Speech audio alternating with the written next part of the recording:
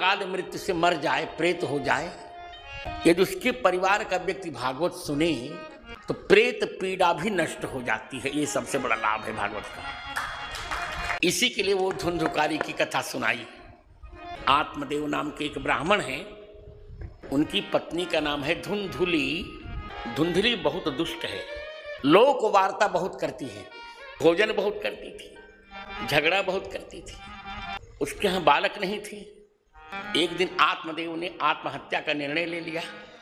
एक तालाब के किनारे आए, सोचा कि तालाब में कूद कर मर जाऊं। एक सन्यासी ने देखा कि क्या कर रहे हो, कहा क्या करूं, बिना संतान के जीवन व्यर्थ है। सन्यासी जी ने कहा किसकी संतान ने किसे सुख दिया है? कहा नहीं, बिना संतान के जीवन नहीं रह सका। ठीक है, नहीं माने तो कहा ठीक है, तब दे रहा हूं एक फल, अपनी पत्नी को दे देना, बेटा आ जाएगा। और आत्मदेव ने अपनी पत्नी को दिया धुंधुली को, तो धुंधुली पढ़ी लिखी थी, कुतर्क करने लगी। फल उसने गाय को खिला दिया।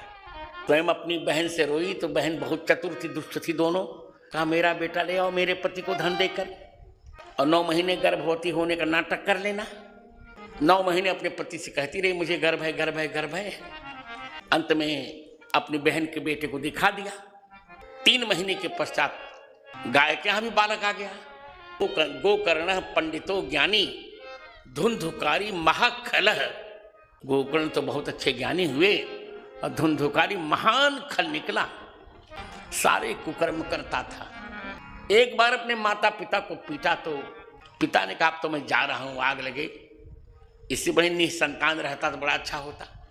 पिता धुंधुकारी भगवान को प्राप्त कर गए, तो गोकर्ण तीर्थ यात्रा को चले गए।